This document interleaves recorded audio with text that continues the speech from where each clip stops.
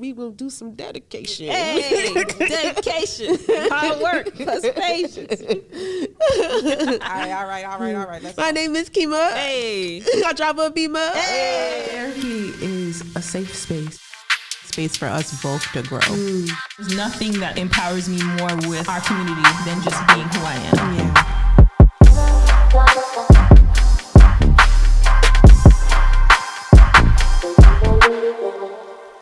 Hey, y'all. Hey, how's What's everybody up? doing? What's up? I hope you don't mind that I'm laid out like this. Girl, enjoy your life. I thought you was going to put your foot up. I was, but I was like, I didn't want, them to think that we weren't real therapists.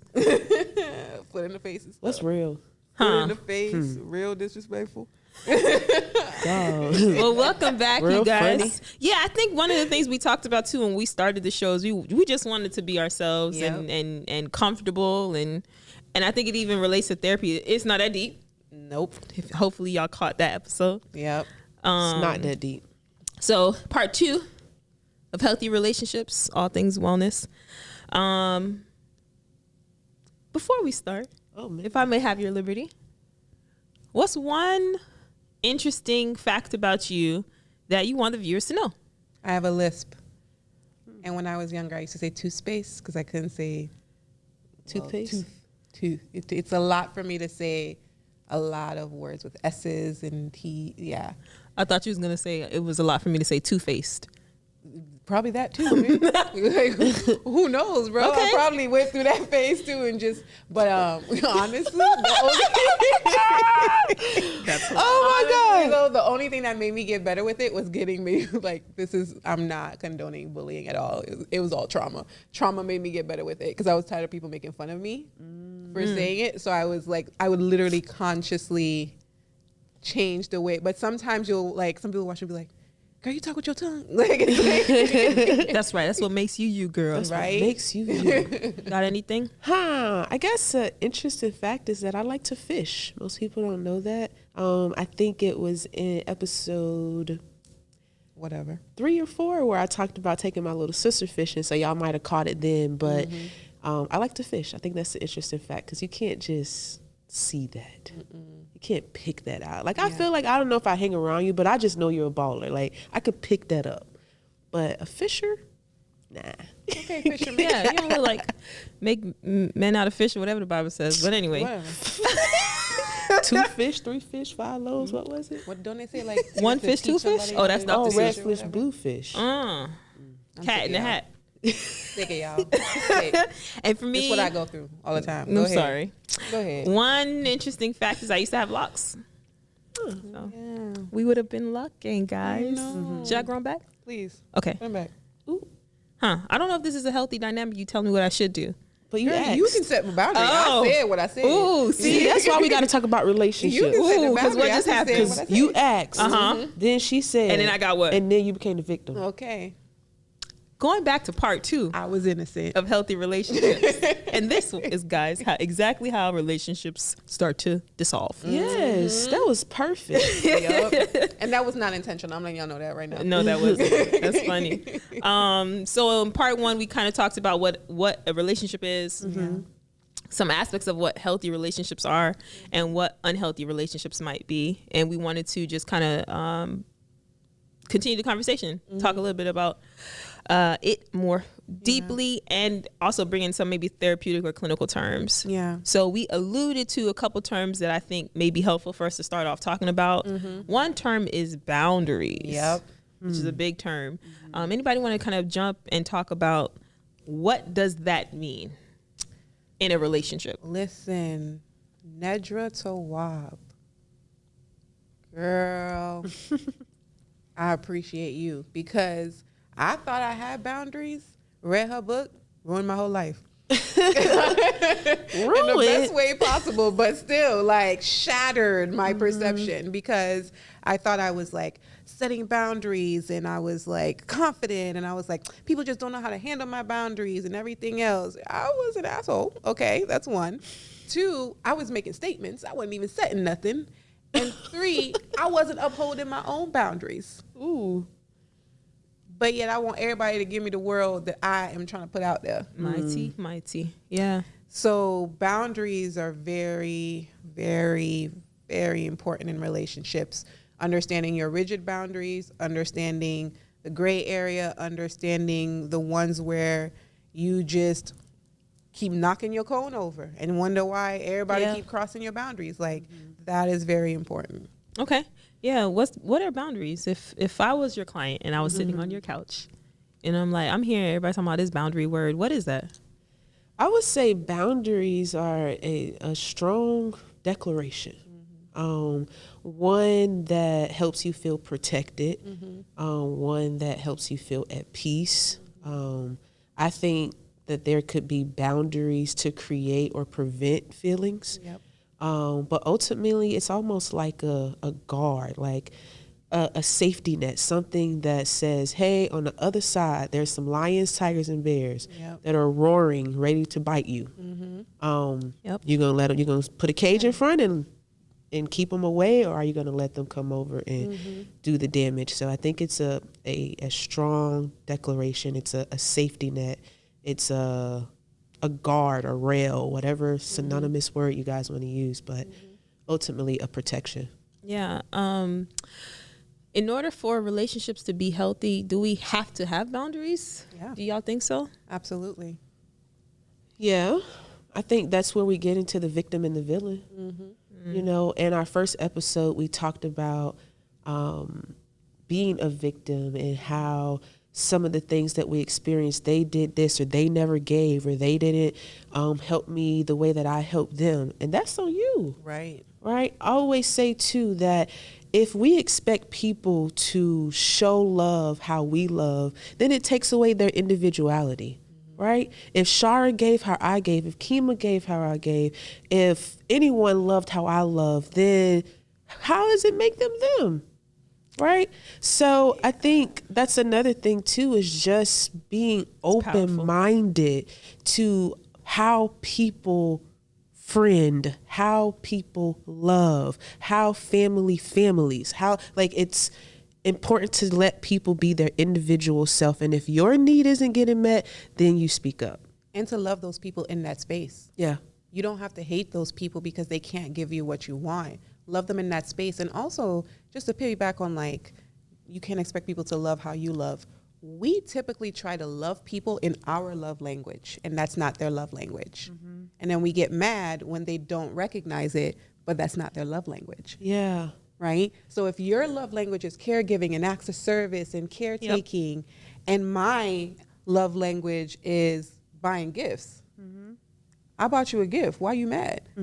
But you're like, oh, well, you didn't come and just spend time with me, or, you know, I was sick, you didn't check on me, that type of stuff. That's what you're looking for.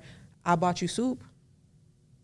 Right? But that can be construed in two different ways, and that's where a lot of misinterpretations happen. So it's understanding that you have to love your friend, partner, family, foe, whatever, in their love language and not yours. And also understand that even if they can't give you what they want, what you want, leave them in the space they need to be in. Okay. One other question about boundaries that I want us to kind of talk about, and then there are some other kind of points I think might be helpful for us to talk about when it comes to healthy relationships. How does someone find a boundary? So we understand that it's important to have healthy relationships, right? And we understand what a boundary is, right? Like a enforced declaration. Right. It's something that's communicated. Yeah. But how do you find what that is? Is it trial and error, or is it being a victim or feeling like a victim and then realizing like, oh, okay, we got to fix that? Like, what do y'all think? Because this is a new term. We talking about boundaries now. Like, I don't remember hearing about that when we were kids. I remember reading something that says, whatever areas you're struggling the most at in life, you need boundaries there. Right? So if you're always stressed at work and you're exhausted and like you're irritated and every job is the same, you need boundaries there.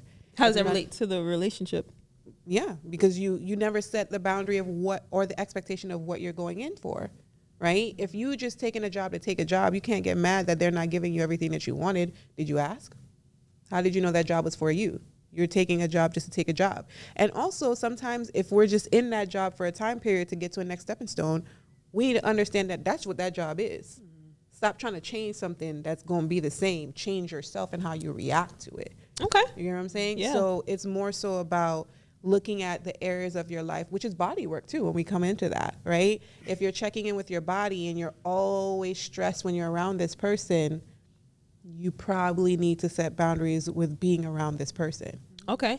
So I'm hearing, correct me if I'm wrong, how I'm interpreting it is almost like you don't know until you know. Sometimes, yeah. Would you agree? Yeah. I think, you don't know until you know, but I think it really boils down to that body work, paying attention to what's going on in your system. As Kiema said, if you're constantly stressed about a certain topic, theme, person, there must be a boundary issue. If you're finding yourself talking about the same thing, I know y'all hear yourself. Yep. Absolutely. I have friends that say, I know I done talked to you about this already. That boom, that's an indication. Right. Right there. It's That's the boom right indication. there, that you know you need a boundary. That's If good. you find yourself saying little things like, I talked about this before, or all I do is this, or I'm always bending over backwards. That's one right there. Bending over backwards. Relationships shouldn't be that hard. Connections shouldn't be that hard. I'm talking about family, friend, or foe. If you find yourself bending over backwards, that means that there's no reciprocity, which means that there has to be an unhealthy dynamic in that connection. And it's fixable. It From is what I'm saying, from what you're saying. Yeah, it's fixable. But just pay attention to your body. It's not the end of the world to feel discomfort. I always say, like I said before, most of the things that we're feeling are a compass to a solution. You feeling frustrated, you're feeling annoyed, go back to the source. Right. What's going on? What boundary do I set? What boundary am I not setting? What boundary is being crossed? Where am I not putting my needs first? So all of those negative emotions that we feel, it's a compass. I'm talking from headaches to anxiety, to heart racing, to overthinking. It's a compass that something is irritating my system and it wants help. Yeah, you sound like you're a guru.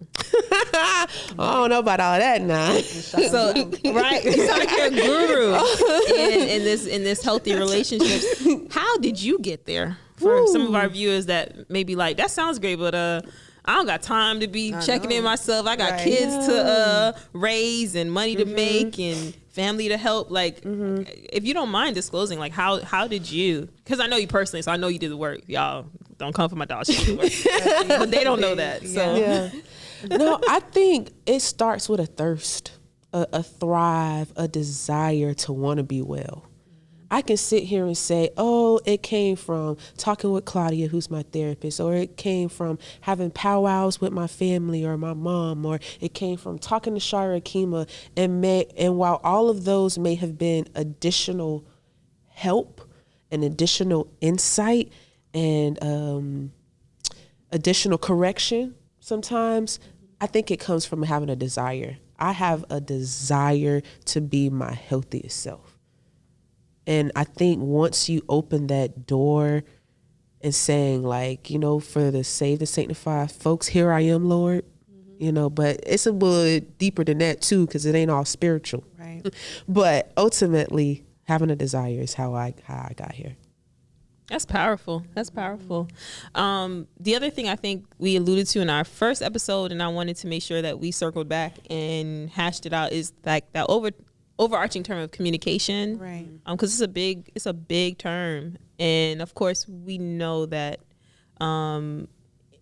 in order to have any relationship, there has to be a level of give and take, even communication, speaking, listening, understanding, interpreting, reframing, all of that stuff. So, can you give a little insight, maybe Kiema, about the art of communication in healthy relationships? Knowing that communication can be complicated, knowing that there's two different types of there's multiple types of communicators, but the way I describe it to my clients, especially like if I'm doing like a couple, right? There's like very direct communicators, right? But then there's the storybook communicator, right? So when you read a book, they try to paint a picture, right? So when we're anxious and we're overwhelmed and we're coming from that type of place, we'll paint a storybook to someone that just want to know it's raining. They don't want to, it's muggy outside, it's humid, the sweat sticking on they don't care about that. They don't. They just want to hear it's raining, moving on, next chapter. So if we're trying to paint a picture to someone and they're not listening or receiving that because that's not their communication style, we need to understand that sometimes we may say things and a lot of times our person, friend, foe, whoever, won't hear them. Right? You got to communicate to people the way they communicate to a certain degree, or at least have a middle ground with like, I know you communicate this way, but I need to paint this in order for me to get my point across. Give people cues to basically listen to you. Sit people down. I tell couples, when you're having difficult conversations, stop having it at home. Because now y'all territorial. Now it's ego, now it's pride, now it's everything. Because now we trying to stake a claim. If you go out in public, you trying to hold your aura. You ain't finna see me outside showing out. Right? So if we're sitting out in public and we're like, all right, there's a couple things I want to get off my chest. I'm going to say this. You can say yours. Let's figure out how to, because now you're accountability-wise meant to keep this a calm conversation. Right? And then we can get more across where you're being heard and understood and vice versa. So I'm very big on that. One activity I do in session with couples is when they've come, and most of the times couples come in and that's one of the biggest things they say is like, we're not communicating. When we're bad, we're bad. When we're good, we're good. But when we're bad, we're bad. Is I think the reality is like none of us are perfect. And it doesn't matter how much work, at least for me, that I've done, I can still get triggered. Right? Like I'm still human. So like I'm not this like, peaceful cloud just in the abyss all the time. If I'm pushed, I may act out of character, or I may go back to the old unhealed version of myself because it's a journey.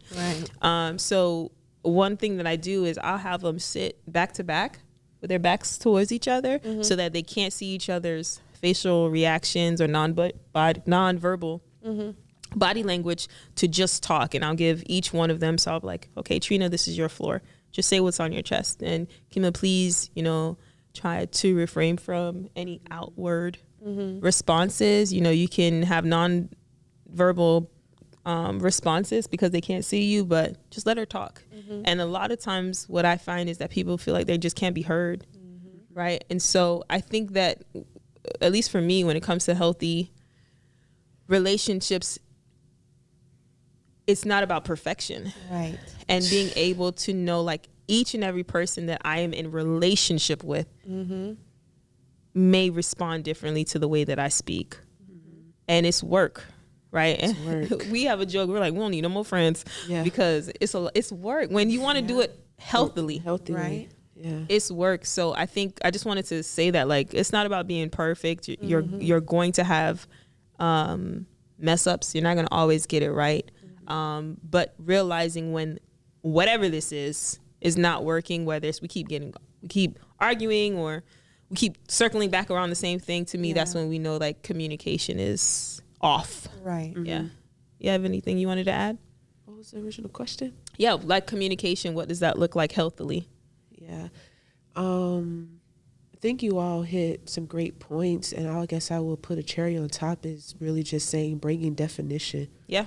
Bringing definition to what's going on. Yeah. I've worked with a lot of couples, and a recent couple that I'm working with experienced some infidelity, and a lot of the sessions were centered around like, I want to feel safe. I want to trust him. I want to trust her. And, I posed this question. I was like, what if right now you guys can't do that? Right. What if right now you can't trust each other? That's a space. That's okay. So bringing definition to where you are. Like, you don't have to trust right now. Let's not make trusting the goal. Let's just make sitting in that the goal. Let's sit in that. So I might be a little distant right now. I might be a little insecure right now. I might be a little frustrated right now because I don't trust you. That's okay. I think the frustration came because they were trying to function outside of a space that they're operating in. That's really good. So going back to healthy relationships is not always just being in good spaces. It's not about always being in good spaces. And being that's okay uncomfortable. With being uncomfortable. Yes, People it's uncomfortable. don't want to be and that comes back to body work, right? We don't, because we want instant gratification. It's that fight, flight, freeze, fawn, whatever. We want, like, it's that abandonment issue. Like, I don't want to be abandoned. I want that connection, right? But we don't understand that all this is a form of our inner child work. Yeah. Inner child work and boundaries, right? Because here's the kicker. Going back to being in a space that's uncomfortable, right? Let's just say I'm in a relationship and we're not trusting each other right now and we can't trust each other right now. It's okay to say, here is what the next month's going to look like for me. Right. Here's what the next month's going to look like for you. Right. And let's talk about our non-negotiables. Right. Like, we have to eat dinner together. Right. We have to still sleep in the same bed. But you might not get good morning text from me because I'm not in the mood and I don't like you right now. Right. You get what I'm saying? And Healthy that's people. healthy. The gray. The gray, there's the gray, right? Because that's healthy, because we've communicated. Again, as I said in the beginning, a relationship is a mutual connection. So long as we have had that conversation that this is what it's going to look like for me, this is what it's going to look like for you, and here's our non-negotiables, we're functioning in a healthy space, because I don't have to like you right now. Right. Yeah, And the goal that's is to talk powerful. about it and to say that, not to ghost the person. Not to ghost People. a person. Yeah, that's powerful. People. And I think that goes back to, like, we really can't necessarily look externally for what boundaries or healthy relationships is, because it takes two. So as long as both of you all are consenting and agreeable and there's communication, there's boundaries, there's understanding, then it is healthy. It doesn't have to be perfect. Right. And I think a lot of us think that healthy is just perfectionist, like unrealistic. Right. It's unrealistic. Because we're not, perfection doesn't exist. It's honestly not even perfection. It's our unrelenting standards. We have these standards and shoulds and should nots that we put on people and we put on ourselves, but we can't meet it and we're expecting someone else to meet it, right? I remember my therapist was like, if you get the dream man that you want, right? You think you can handle him? Ooh. You think you in a space to feel that's the and question right there. handle and be in a space to receive that love? And I was like, bitch, I don't know.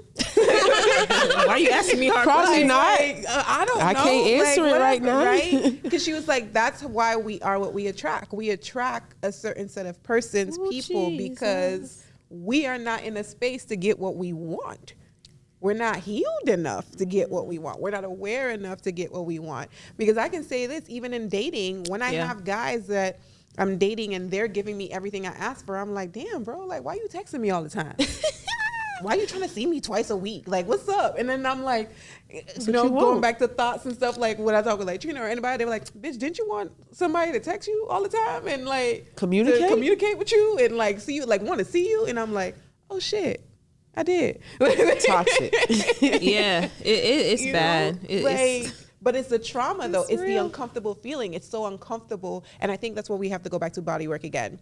When people are doing new healthy things with us, our body is still going to be uncomfortable. Our body is still going to be anxious. Our body is still going to feel some kind of ways and want to flee from that because it's new and we don't know how to deal with it. We're comfortable in toxic. Yeah. Ooh. Yeah. We're safe in our toxic.